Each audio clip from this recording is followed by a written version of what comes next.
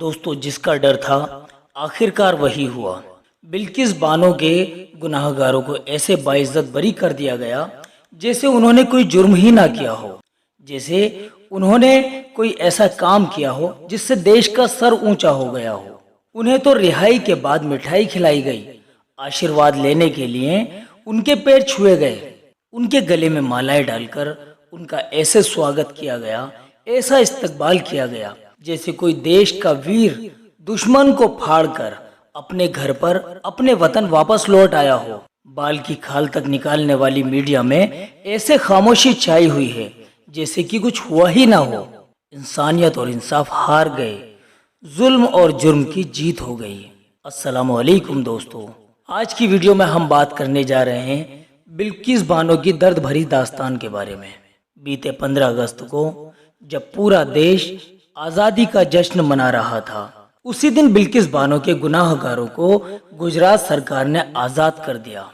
आप जरा सोच कर देखिए, क्या बीती होगी बिल्किस बानो पर, उनके दिल ने क्या महसूस किया होगा उस दिन जब उन्हें ये बात पता लगी होगी। उनके साथ जिन गैंग रेप करने वाले लोगों को उम्र कैद की सजा हुई थी, उन्हें बाइज्जत बरी कर दिया गया और मालाओं से, मिठाई से बाकायदा उनका स्वागत किया गया और उनकी रिहाई पर जश्न मनाया गया। आइए जानते हैं बिल्किस बानो की दर्द भरी दास्तान। मार्च 2002 में गुजरात दंगों में हजारों लोगों में शामिल थी 19 साल की एक नौजवान लड़की जिसका नाम है बिल्किस बानो। इस लड़की के साथ जो हुआ उसको सुनकर आपके रोंगटे खड़े हो जाएंगे। बिल्किस बानो के गांव में कोई ऐसा मुस्लिम घर नहीं बचा था जिसे दंगे फसाद मचाने वालों ने आग के हवाले ना किया हो। यहाँ के लोग अपनी जान बचाकर भाग रहे थे, तो वहीं और बाकी दूसरे लोगों की तरह अपनी जान बचाकर भाग रही थी और किसी ऐसी महफूज जगह को तलाश कर रही थी बिल्किस बानो, जहाँ पर वो छिप सके और अपनी इज्जत और अपनी जान को बचा सके। आखिरकार वो ट्रक में किसी मुस्लिम इलाके की तरफ जा रही थी जहाँ पर मुस्लिम लोग रहते हों, तो तभी रास्ते में एक दूसरे ट्रक ने, जिसमें कि 20 से 30 लोग थे जिनके हाथों में तलवारें और लाठियां थीं।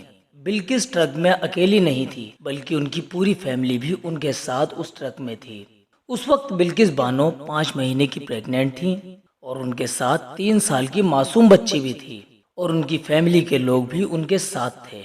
ये 20 से 30 लोग आए और उनके ट्रक को उन्होंने रोका और एक दूसरे से आपस में कहा कि देखो, ये लोग मुसलमान हैं, इन्हें मार दो, इन्हें काट दो। ये सब लोग बिल्किस बानो की पूरी फैमिली को बुरी तरह से मारते पीटते रहे। इनमें से एक शख्स बिल्किस बानो की तरफ आगे बढ़ा और उनके हाथ से 3 साल की फूल सी मासूम बच्ची को लिया और एक पत्थर पर दे मारा, जिससे उस बच्ची का मौके पर ही इंतकाल हो गया। इसके बाद इन लोगों ने बड़ी हैवानियत का बर्ताव किया, बिल्किस बानो के साथ में गैंग रेप किया। तबीयत गवारा नहीं कर रही इस दर्द भरी दास्तां को बयान करने को, लेकिन फिर भी दिल पर पत्थर रखकर बयान किया जा रहा है।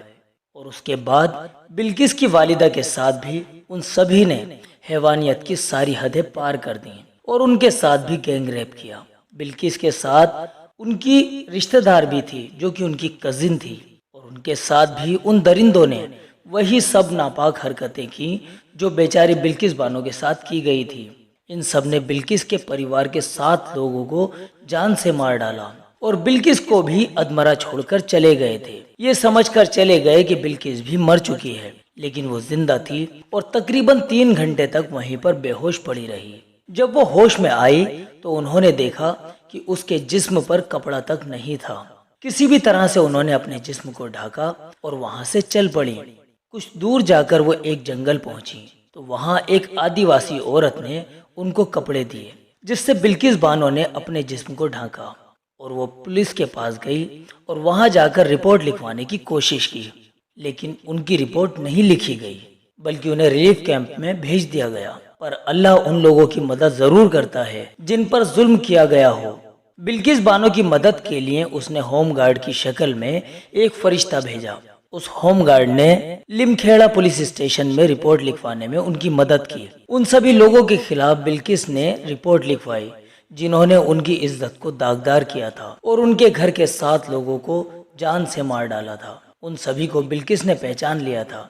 बिल्किस ने सुनवाई के दौरान कोर्ट में बताया कि वो सभी लोग उनके परिवार से दूध खरीदते थे। सभी पर मुकदमा चला। इन 20-30 लोगों में से सिर्फ 11 लोगों पर जुर्म साबित हुआ। बिल्किस ने इंसाफ के लिए एक लंबी लड़ाई लड़ी। आखिरकार इन 11 मुजरिमों को जनवरी 2008 में उम्र कैद की सजा सुनाई गई। 2017 में बॉम्बे हाई कोर्ट ने इन 11 लोगों की सजा को बरकरार रखा और बिल्किस ने कुछ खुलकर जीना शुरू कर दिया और सुकून से जीने की उम्मीदें कुछ उनको नजर आने लगी। लेकिन उनकी जिंदगी में फिर से मुसीबत आ गई। 15 अगस्त को जहां एक तरफ हमारा पूरा मुल्क, पूरा इंडिया खुशियां मना रहा था, तो दूसरी तरफ बिल्किस बानो घुट घुट कर सांसें ले रही थी। क्योंकि हमारे मुल्क में जहां जगह जगह पर बेटी बचाओ बेटी पढ़ाओ अभियान चलाया जा रहा है, तो वहीं इन जैसे खूंखार हैवानों और हवस के पुजारियों को बिल्कुल बाइज्जत बरी कर दिया जाता है, जिन्होंने एक साथ 3 बेबस औरतों की इज्जत को दागदार किया। और वजह सिर्फ यही थी क्योंकि जेल में उनका तौर तरीका, उनका बर्ताव ज्यादा अच्छा था और उनके जुर्म पर पर्दा डाल दिया जाता है, मानो कि कोई जुर्म किया ही ना हो।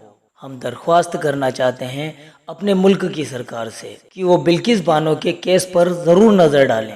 इस देश की बेटी बिल्किस बानो ने जिसने जुल्म सितम सहे हैं, उसकी रूह कांप उठी है। उसे इंसाफ जरूर दिलाइए और बाइज्जत बरी होने वाले इन 11 लोगों के बारे में जरूर सोचें, क्योंकि बिल्किस बानो में भी तो हिंदुस्तान की मिट्टी, यहाँ की रीत, यहाँ का चाल चलन बसता है, तो उनको इंसाफ जरूर मिलना चाहिए। चलिए दोस्तों, इस वीडियो में इतना ही। मिलते हैं अगली वीडियो में। अस्सलामु अलैकुम वरहमतुल्लाहि वबरकातुहू।